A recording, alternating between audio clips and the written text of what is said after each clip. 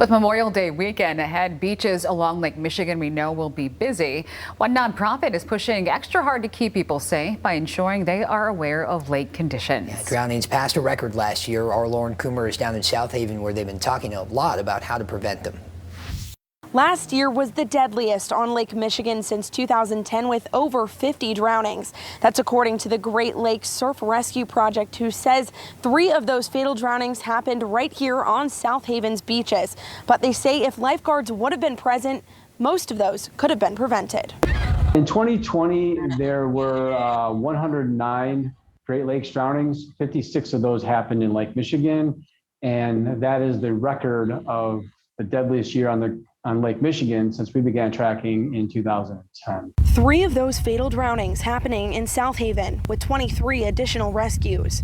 The Great Lakes Surf Rescue Project Executive Director saying those could have been prevented if lifeguards were present. We need to understand that lifeguards are the first responders on the beach. They have their eyes on the water. They are ready to go at a moment's notice if someone is struggling in the water. Currently in the city, South Haven area emergency services responds to calls for rescues and recoveries at the beaches.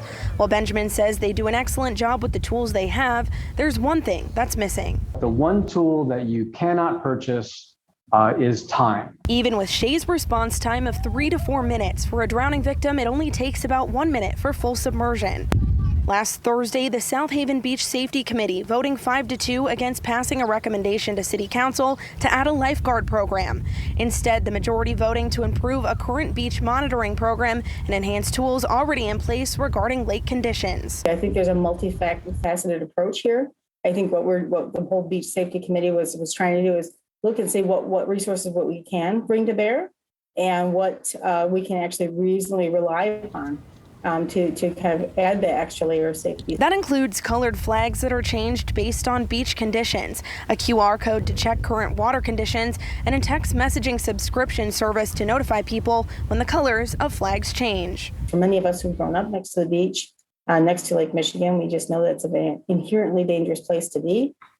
So what we're trying to do is let our guests and people who want to visit here just know that there's dangerous conditions there, whether it's a green, yellow, or red flag out there. It would be absolutely better to have full-time lifeguards. We need to understand that the flag system is a tool for lifeguards to use. It's not a replacement. If you are planning on heading out to Lake Michigan's beaches for Memorial Day weekend, make sure you're checking the flag colors for beach conditions to ensure your safety. Reporting in South Haven, Lauren Coomer, Fox 17 News. Lauren, thank you. Going in depth now, some reminders to keep yourself safe if you end up in a dangerous situation out on the water. If you are caught in a rip current, stay calm and don't fight it. Instead, swim parallel to the shore until you're out of the current. Then turn and swim toward the shore. Alternately, you can float or tread water until you're free of that rip current and then head to shore.